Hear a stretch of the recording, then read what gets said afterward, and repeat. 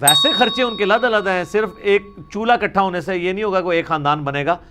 اب یہ تو نہیں ہے کہ بھی ایک بھائی کی سالی کی شادی آئی ہے تو دوسرا بھائی اس کے بچوں کو وہ بوٹ لے کے دے رہا ہے اور ساتھ جوڑا لے کے دے رہا ہے, وہ اپنے باقی خرچے بھی تو کر رہے ہیں نا.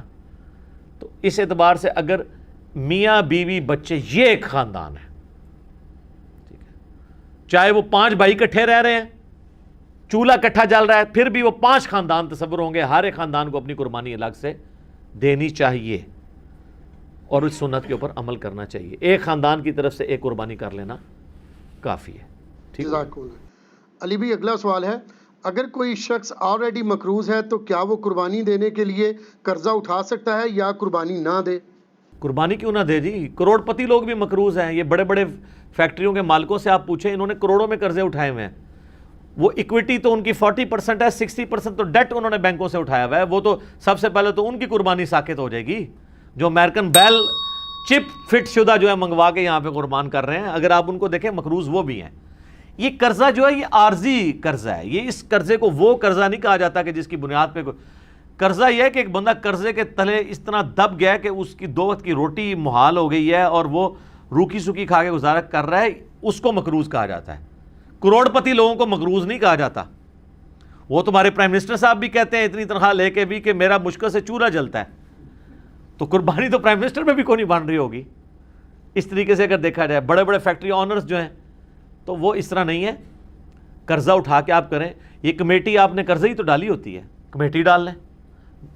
سالی کی شادی کے لیے ڈالتے ہیں, بھائی کی شادی کے لیے ڈالتے ہیں کمیٹیاں, اور وہ جوتیاں اور کپڑے ہوں تب بھی نئے لے کے دیتے ہیں بچوں کو. اس کا خرچہ نکالیں تو ایک بیل میں حصہ ڈالنے سے تو کم ہی بنتا ہے. یہ بیل میں حصہ ڈالنا تو اس سے کم ہی بنتا ہے. آج کل ایک ایوریج شادی کے اوپر 15-20 ہزار روپے لگ جاتا ہے. تو سر 12-13 ہزار روپے کا آپ بیل میں حصہ نہیں ڈال سکتے. ضروری ہے کہ آپ نے بکرا ہی لینا ہے, بیل میں حصہ ڈال لیں. تو یہ جو آپ نے کمیٹی بھی ڈالی ہوتی ہے, اگر ایک سپوز لاکھ روپے کی آپ کی کمیٹی نکلی ہے, تیسری یا چوتھی, اور 10,000 روپیہ مہینہ ہے, تو چوتھی آپ نے کمیٹی جب لے لی ہے تو آپ نے ابھی تک تو 40,000 اس کو جمع کروائے ہیں نا کمیٹی والے کو. 60,000 تو آپ نے بعد میں کرانے ہیں, لیکن لاکھ روپے آپ نے پہلے ہی اٹھا لیا ہے. تو 60,000 کے تو آپ بھی مقروض ہیں. تو پھر تو دنیا میں کوئی بندہ ہی نہیں بچے گا. لوگ اتنے بولے بن کے نہ وہ کہتے ہیں. کئی لوگ پوچھ رہے تھے وہ جی قرضہ بھی ہے, زکوٰۃ بھی دینی ہے, تو قرضہ بھی جو مائنس کریں گے, اور مائنس بھی کتنے الٹے طریقے سے کرتے ہیں. اس طریقے سے تو الٹا اس کو زکوٰۃ دینی پڑ جائے گی. وہ پتہ کس طرح کر رہے ہوتے ہیں. مثلا ایک بندے کا کاروبار ہے 1 کروڑ روپے کا,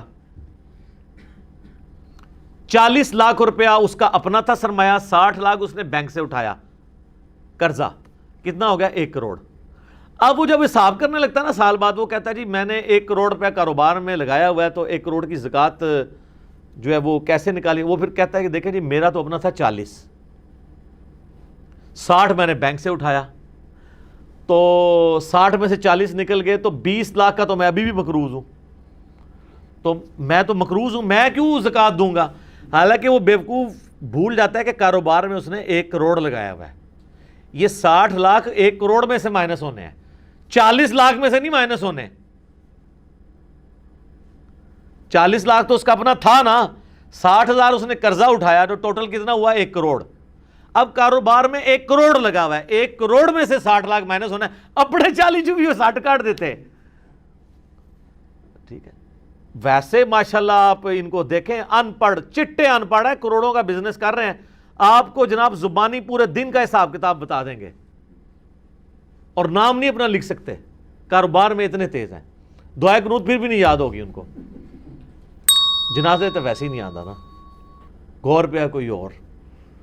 تو یہ سارے بہانے ہیں جی قربانی کے. میں تو پوری کوشش کرتا ہوں کہ اس کے اوپر لوگوں کو ترغیب دلائی جائے کہ قربانی نہ مس کریں. سر یہ بہت بڑی نعمت ہے. آپ قیامت والے دن اور کچھ نہیں ہے تو حضرت ابراہیم علیہ السلام سے سفارش کے لیے عرض کر سکتے ہیں. ان کی سنت کو زندہ رکھا, ان کی سنت آپ نے زندہ, سنت ابراہیمی کو زندہ رکھا. کوئی ایک نیکی اپنے ساتھ رکھیں اور اچھی چیز قربان کریں, ریاکاری کے لیے نہیں. جس طرح وہ یہ بھی دیکھیں آپ, یہ ٹی وی چینلز پہ شروع ہو جائے گا. وہ کراچی میں ایک بندہ ہے, وہ جناب بچپن میں ایک بیل اوپر 30 منزل پہ 4تھی منزل پہ چڑھا لیتا ہے, پھر وہ کرین آتی ہے اس کو اتارنے کے لیے. اس طریقے سے ایک بندہ ہے وہ جناب امریکن بیل منگواتا ہے, اس میں چپیں فٹ ہوئی ہوتی ہیں. تو اگر یہ وہ اللہ کے لیے اچھا جانور دینا بہت اچھی بات ہے, لیکن اس کی نمائش نہیں ہونی چاہیے. ریاکاری ہوئی تو اعمال برباد ہونے کا خدشہ ہے. مسند احمد میں حدیث ہے جس نے دکھلاوے کے لیے نماز پڑھی اس نے شرک کیا، حالانکہ پڑھی نماز ہے.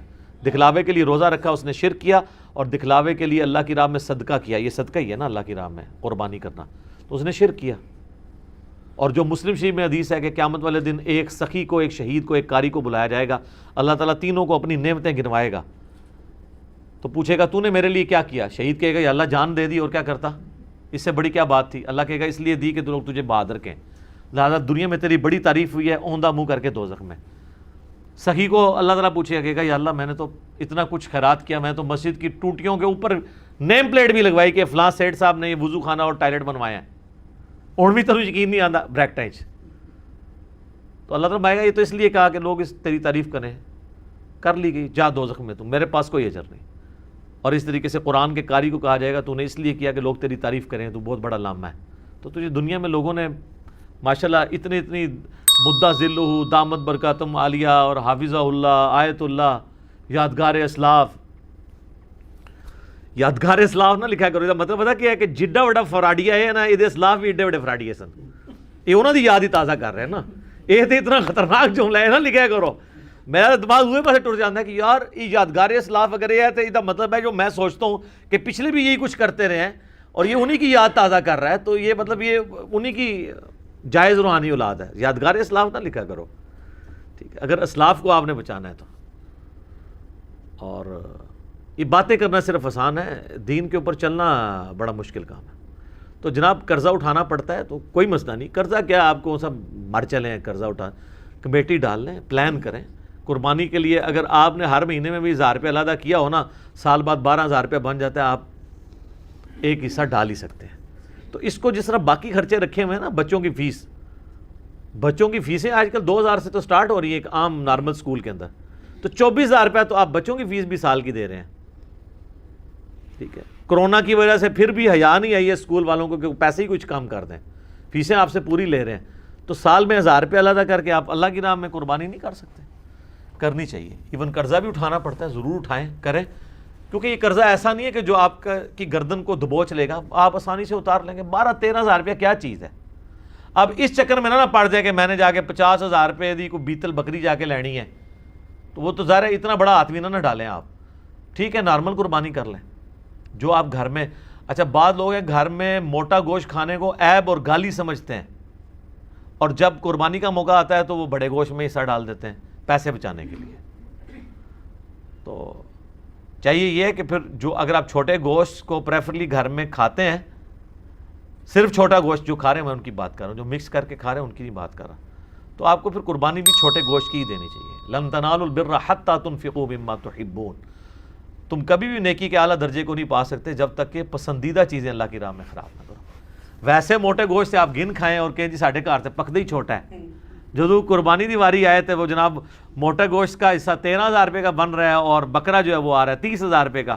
ادھر جناب تمہیں یاد آ جائے کہ وہ جی ابراہیم علیہ السلام جڑے نا وہ بھی بنایا بچڑا لائے سن فرشتیاں واسطے، تے موٹا گوشت تے سنت ابراہیمی ہے. ٹھیک ہے سر، بڑا گوشت سنت ابراہیمی ہے اور چھوٹا گوشت سنت محمدیہ ہے صلی اللہ علیہ وآلہ وسلم. بخاری مسلم میں حدیث شفاعت جو ہے وہ سٹارٹ ہی اس سے ہوتی ہے کہ نبی علیہ السلام کے سامنے دستی کا بکری کا گوشت رکھا تھا، آپ وہ ساتھ کھا رہے تھے اور آپ نے شفاعت والی حدیث بیان کی کہ قیامت والے دن سب کے سب لوگ پہلے حضرت آدم کے پاس جائیں گے. وہ حدیث کا آغاز ہی بخاری مسلم کا اس سے ہوتا ہے، اور اس سے یہ بھی ثابت ہوا کہ کھانا کھاتے ہوئے گفتگو کرنا سنت ہے. لیکن یہ اس میں احتیاط بھی ہے. بعض لوگ بہت بڑے بڑے نوالے لیتے ہیں، ساتھ گفتگو کرتے ہیں، بعض کا سانس کی نالی میں چلا جائے نا تو لگ پتہ جانا جائے. یہ جو منع کرتے ہیں نا لوگ کھانا کھاتے ہوئے بولنا نہیں چاہیے، یہ کوئی شرعی مسئلہ نہیں ہے، بلکہ اس لیے کہا جاتا ہے کہ وہ کھانا کھاتے ہوئے بعض اوقات وہ سانس کی نالی میں چلا جاتا ہے. اور آپ کو پتہ ہے یہ جینون بیماری بھی ہے بعض لوگوں کو.